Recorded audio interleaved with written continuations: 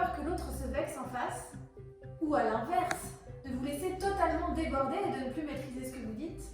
Pourtant, dans les deux cas, votre intention était bonne.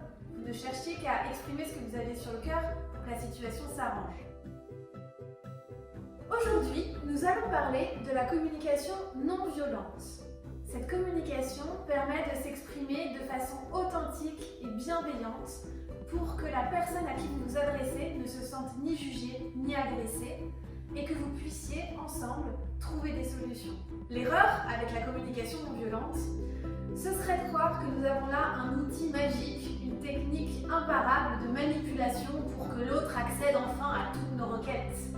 Si vous écoutez très attentivement ce qui se passe en vous, peut-être que vous entendrez vos besoins. Nous en parlons aussi dans la vidéo « Gérer les conflits » parce que c'est un principe fondamental de la communication avec l'autre. Maintenant, nous allons communiquer avec l'autre grâce à la communication non violente. Prenez par exemple une réunion que je fais avec Julien. Et là, j'ai une présentation que je commence à lui faire et je vois qu'il ne m'écoute pas, il a l'air complètement ailleurs. J'ai vraiment l'impression que je ne l'intéresse pas et je me sens vraiment mal. Je suis à deux doigts de me lever et de claquer la porte. Je vais appliquer la CNV. Première étape, sans jugement ni interprétation, qu'est-ce qui se passe factuellement? Actuellement, Julien a regardé plusieurs fois son téléphone et il a papoté avec un ami qui est rentré le saluer dans la salle.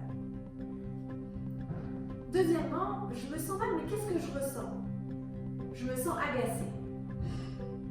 Troisième étape, quel est le besoin derrière cet agacement? Si je réfléchis et si je suis à l'écoute de mon besoin, j'ai besoin d'efficacité. J'ai besoin que cette réunion se termine à l'heure parce que j'ai un impératif derrière. Je vais donc pouvoir maintenant exprimer ma demande à Julien.